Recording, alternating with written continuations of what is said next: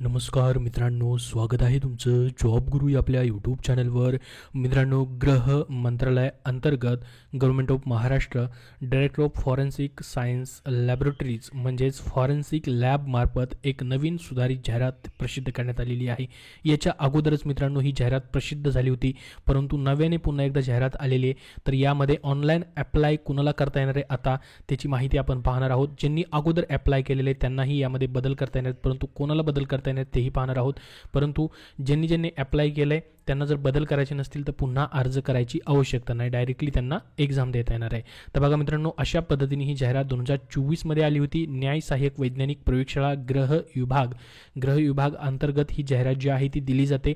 आपल्याला माहिती असेल फॉरेन्सिक डिपार्टमेंट वेगळं असतं, जे की मित्रांनो खूप महत्त्वाचं असं डिपार्टमेंट आहे. या ठिकाणी तुम्ही जॉब करू शकता, ज्याच्यामध्ये वैज्ञानिक सहाय्यक, संगणक गुन्हे, ध्वनी व ध्वनिफीत विश्लेषण घटकाचं पद आहे, ज्याला आपण सायबर क्राईम, टेप ॲथेंटिकेशन किंवा स्पीकर आयडेंटिफिकेशन असं म्हणतो. त्यानंतर भरपूर सारी सायंटिफिक असिस्टंटची पदं होती. सिनियर लॅबोरेटरी असिस्टंट असेल, सिनियर क्लर्क असतील, junior laboratory assistant, manager canteen.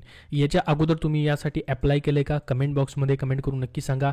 आता बघा, ही जी जाहिरात आलेली मित्रांनो, याच्यामध्ये नव्याने पुन्हा एकदा अर्ज सुरू झालेले आहेत, परंतु कोणाला अप्लाय करता येणार आहे, काय करता येणार आहे हे शुद्धीपत्रक आले पहा. नवीन जाहिरात या ठिकाणी त्यांनी दिलेली आहे. 10/7/2024 ही प्रसिद्ध झाली. तर सर्वात अगोदर सांगतो, ऑनलाईन फॉर्म फक्त आता कुणाला भरता येतील त्याची माहिती अगोदर सांगतो आणि बाकीची काय याच्यामध्ये चेंजेस झाले तेही सांगतो. तर बघा, याच्यामध्ये तुम्ही ही जी शुद्धीपत्रक आहे तुम्हाला आपल्या टेलिग्राम चॅनलवरती मी दिलंय. याच्यामध्ये कोणाला अर्ज करता येईल ते अगोदर बघूयात. बघा, याच्यामध्ये लिहिलेलं आहे त्यांनी, तथापि सामाजिक आणि शैक्षणिकदृष्ट्या मागास वर्गातील उमेदवारांकरिता नव्याने अर्ज सादर करण्याची संधी खालीलप्रमाणे उपलब्ध करून देण्यात येत आहे. तर सामाजिक आणि शैक्षणिकदृष्ट्या मागास वर्गातील उमेदवारांकरता ही संधी पुन्हा एकदा देण्यात आलेली आहे. कारण की मित्रांनो, आपल्याला माहिती असेल याच्यामध्ये त्यांनी सुरुवातीला सांगितले पहा, महाराष्ट्र राज्यातील सामाजिक आणि शैक्षणिकदृष्ट्या मागास म्हणजेच SEBC कॅटेगरी जी आहे त्या वर्गाकरिता आरक्षणाची तरतूद विहित करण्यात आली आहे महाराष्ट्र सरकारकडनं. तर सदर अधिनियमातील तरतुदी वरील संवर्गाच्या विज्ञापित जाहिरातीकरता लागू आहेत. तर याच्यामध्ये त्यामुळे त्यांनी बदल केलेला आहे. पदांच्या संख्येमध्ये, आरक्षणामध्ये देखील बदल केलेला आहे. जाहिरातीमध्ये त्यांनी अगोदरच सांगितलं होतं की जाहिरातीमध्ये काही बदल वगैरे होऊ शकतात, कमी वाढ पदसंख्या होण्याची शक्यता आहे. त्यामुळे ह्या जाहिरातीमध्ये त्यांनी काय केलं आहे, बदल केलेला आहे. SEBC कॅटेगरीमधील जे उमेदवार आहेत त्यांना नव्याने अर्ज या ठिकाणी करता येणार. जरी तुम्ही अगोदर अर्ज नसेल केला तर पहा, नव्याने अर्ज देखील त्यांना सादर करता येणार आहे. तर त्यासाठी उपलब्ध करून दिलेले त्यामधील सर्व अटी व शर्ती तसेच शैक्षणिक अर्हता, वयोमर्यादा ह्या मूळ जाहिरातीप्रमाणे जशाच तशा लागू राहतील. बघा, ही जाहिरात आलेली होती. यामध्ये जो पण अटी, शर्ती, शैक्षणिक पात्रता आहे हे सर्व जसंच तसं लागू राहणार आहे. जसं की एखाद्या पदाची तुम्ही शैक्षणिक पात्रता बघितली तर बघा, वरिष्ठ प्रयोगशाळा सहाय्यक घटकाची 30 पदं आहेत. याच्यासाठी पहा 25,500 ते 81,100 इतका पगार असतो. याच्यासाठी तुमचं HSC सायन्स 12वी सायन्समधून परीक्षा उत्तीर्ण असेल तर तुम्ही अर्ज करू शकतात. अशी भरपूर सारी याच्यामध्ये विविध संवर्गातील पदं आहेत. त्याच्यानंतर बघा, अजून एक पद आहे कनिष्ठ प्रयोगशाळा सहाय्यकचं. तर ह्या ज्या अटी आणि शर्ती असतील ह्या जाहिरातीनुसार असणार आहेत. तर तुम्ही अप्लाय करू शकतात, जसंच तसे या ठिकाणी राहील. तर ज्यांना नव्याने अर्ज करायचा आहे, सामाजिक आणि शैक्षणिकदृष्ट्या मागास वर्गातील उमेदवार जे आहेत SEBC कॅटेगरीमधील, त्यांना जर अर्ज करायचा असेल तर त्याचा कालावधी असेल 22 जुलैपासून अर्ज चालू होतील, 26 जुलैपर्यंत अर्ज तुम्हाला करता येतील. आणि त्याचा ऑनलाईन पेमेंट जो असणार आहे 22 जुलैपासून ते 27 जुलैपर्यंत तुम्हाला भरता येणार आहे. तर हे नवीन अर्जाबद्दल झालं. आता मग हे जी जुनी जाहिरात आली होती, जुन्या विद्यार्थ्यांनी अप्लाय केलंय त्यांचं काय, तर तुमची परीक्षा होणार आहे, परंतु याच्यामध्ये हे बदल त्यांना करावे लागले.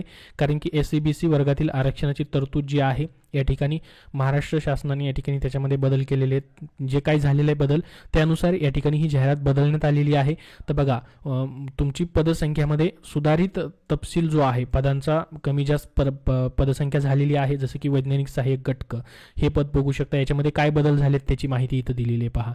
खाली दिले, मूळ जाहिरातीमध्ये महिलांसाठी अराखीव प्रयोगात 6 पदे आरक्षित होती. तथापि सामान्य प्रशासन विभागाच्या 27/2/2024 रोजी शासन निर्णयानुसार सामाजिक आणि शैक्षणिक मागासवर्ग वर्गाकरिता आरक्षणाच्या तरतुदीनुसार महिलांसाठी अराखीव प्रयोगातील 6 पदांपैकी 5 पदे आरक्षित होत आहेत.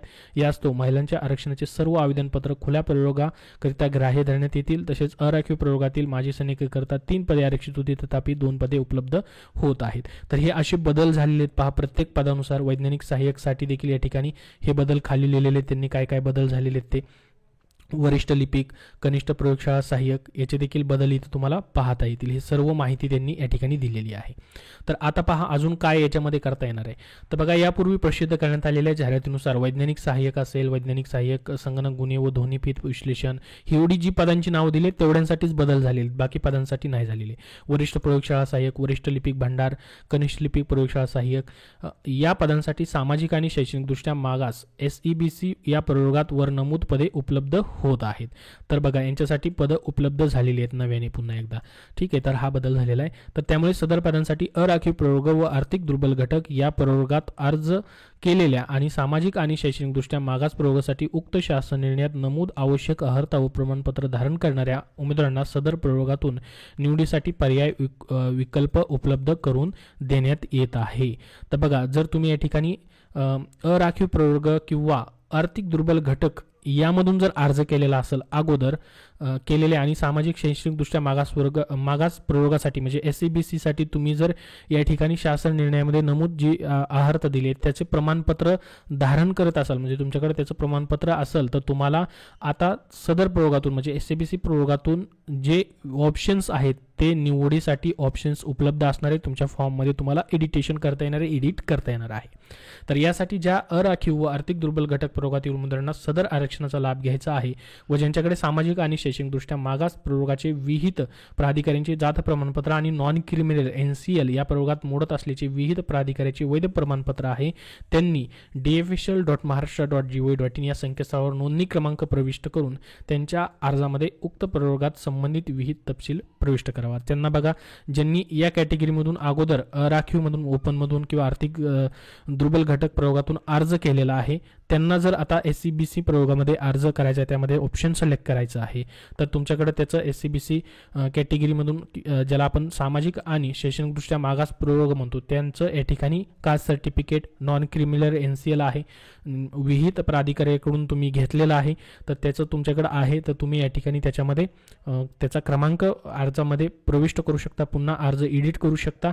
तर त्याचा तुम्हाला त्या आरक्षणाचा आता लाभ घेता येणार आहे. त्यासाठी पदं वरील जी पदं सांगितलीत, ही पदं सांगितलीत त्यामध्ये वरील प्रमाणे जागा जी आहेत तुम्हाला रिक्त झालेल्या आहेत, त्या जागा अजून त्याच्यामध्ये त्यांनी समाविष्ट केलेल्या आहेत.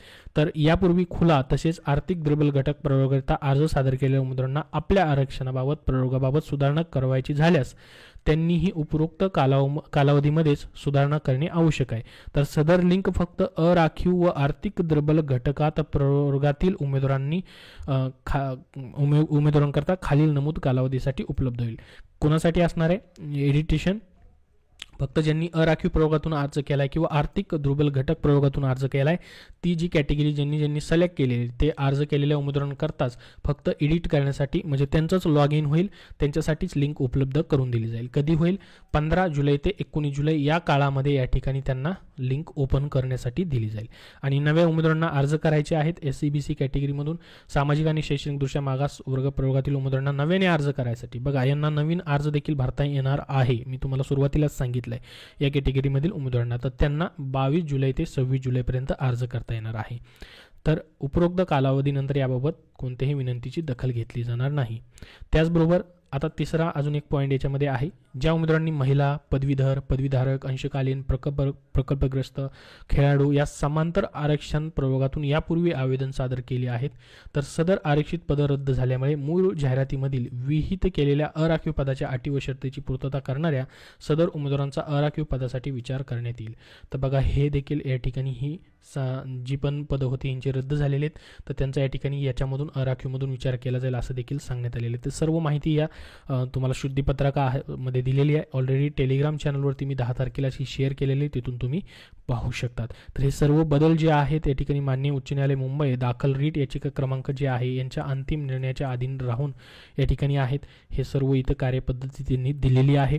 तर 5 फेब्रुवारी 2024 रोजी प्रसिद्ध जाहिरातीमधील इतर अटी व शर्तीमध्ये कोणताही बदल झालेला नाही. फक्त एवढाच बदल झालेला आहे.